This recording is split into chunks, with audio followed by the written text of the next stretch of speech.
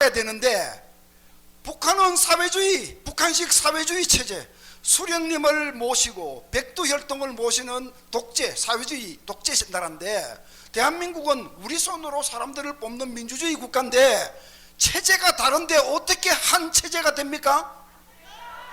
이 체제를 합치는 방법은 두 가지밖에 없습니다.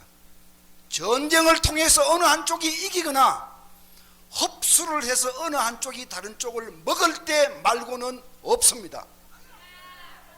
자, 그러면은 우리 헌법에 전쟁을 통한 통일을 우리 헌법에 없습니다. 평화 통일을 하라 그랬죠. 평화 통일을 하기 위해서는, 체제 하나인 통일을 하기 위해서는 우리의 체제, 우리의 경제, 우리의 도덕, 우리의 모든 것이 북한을 압도하고 있어야지만 체제가 하나가 될 수 있는 거 아닙니까? 자, 그런데 연방제 통일을 북한이 하자고 그러는데 북한은 자기 체제를 절대로 놓지 않습니다. 전쟁을 해서 지든지 흡수되든지 그 말고는 절대로 자기 체제를 놓지 않을 겁니다. 그래서 연방제 통일이라고 하는 얘기는 사실상 아무런 실효성이 없는, 아무런 쓰잘데기도 없는 그런 선전 문구에 지나지 않습니다. 예, 연방제 통일은 불가능한 겁니다. 그래서 나온 것이, 꼼수로 나온 것이 낮은 단계 연방제입니다. 자, 요게 또 아리까리한 용어인데요. 그러니까 제대로 된 연방제를 하지 말고 살짝 약화시킨 낮은 단계 연방제를 하자. 요게 북한이 내놓은 술책이고, 거기에다가 그래 낮은 단계 연방제 방향으로 통일을 추진해 나가자라고 합의 문서에 서명한 것이 2000년 6.15 공동선언입니다. 2000년 6.15 공동선언 제2항 집에 가서 한번 찾아보십시오. 그게 그렇게 되어 있습니다. 많은 국민들은 이게 무슨 소리인 줄 모르고 계셨겠지만 이 부분을 공부한 사람들은 가슴이 털컥 내려앉았습니다. 털컥 내려앉았습니다. 자, 그러면은 이번에 2018년에 우리 문재인 대통령이 김정은 만나서 판문점에서 판문점 공동선언한 거 제1조 1항 한번 보십시오. 거기 이렇게 되어 있습니다. 과거에 맺은 남북 간의 합의를 철저히 이행한다, 이렇게 되어 있습니다. 이게 지금 그게 뭐겠습니까? 그게 그겁니다. 그게 지금 말하는 그게 2000년에 그겁니다. 낮은 단계 연방제 우리 합의했지 않냐, 그겁니다.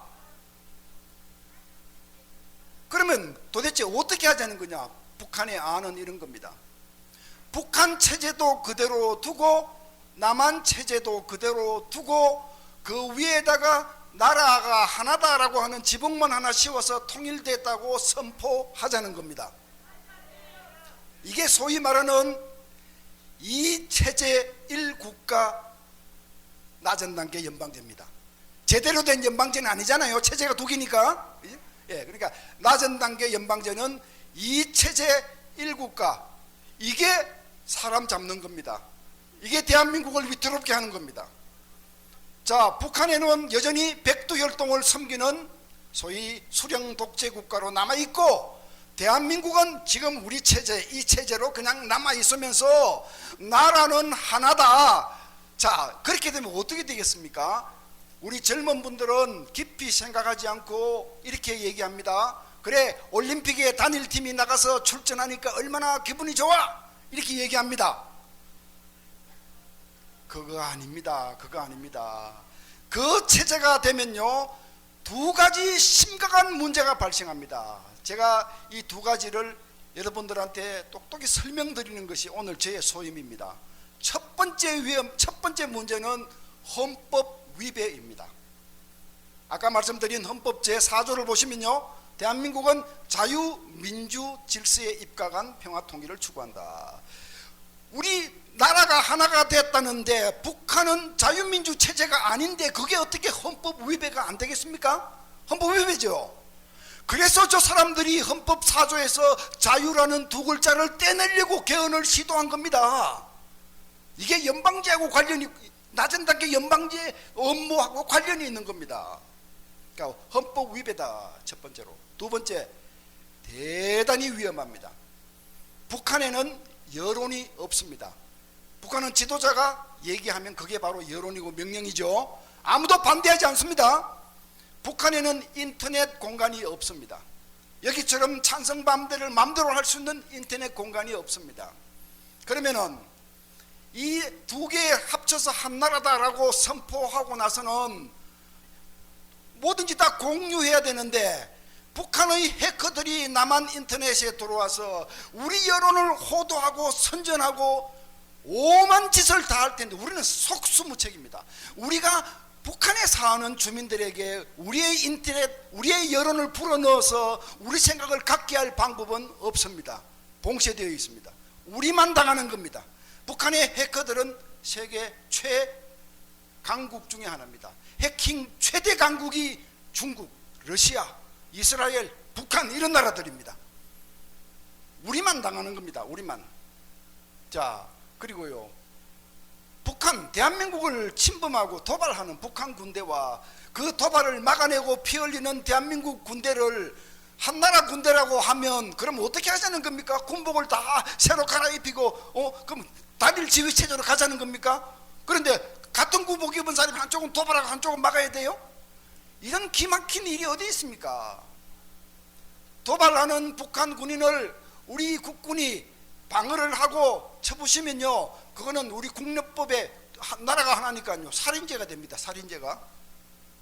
북한이 군대를 뿔 그 북한 쪽 사람들이 대한민국을 침략해도 미국이나 세계 국제연맹이나 다른 나라들이 우리를 도와주기 어렵습니다. 왜? 이제는 이게 북한이라고 하는 주권국가가 대한민국이라고 하는 주권국가를 침략한 것이 아니라 자기 나라 안에서 벌어지는 내란이니까 개입하기가 어려워지는 겁니다.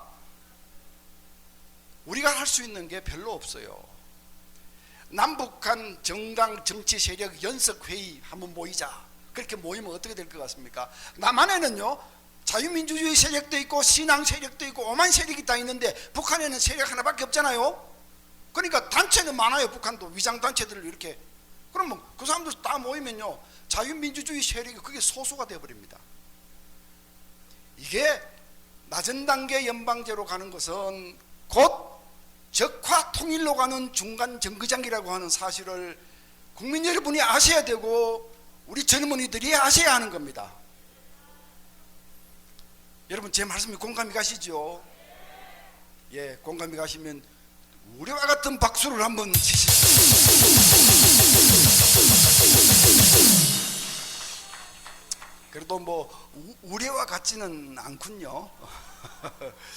예, 제가 지금 짧은 시간 안에 낮은 단계 연방제의 위험성을 말씀드렸는데, 북한은 1960년부터 지금까지 일사불란하게 낮은 단계 연방제 안을 주장하고 그것을 받아들이고 있는 것이 바로 이 정부라는 사실에 저희 전문가들은 경악하지 않을 수 없는 것입니다. 이제 제 말씀을 맺겠습니다. 부탁 말씀 드리고 저는 물러가겠습니다. 작은 기적, 큰 기적 세 번째 나라에서 이루어 주시기 바랍니다. 예.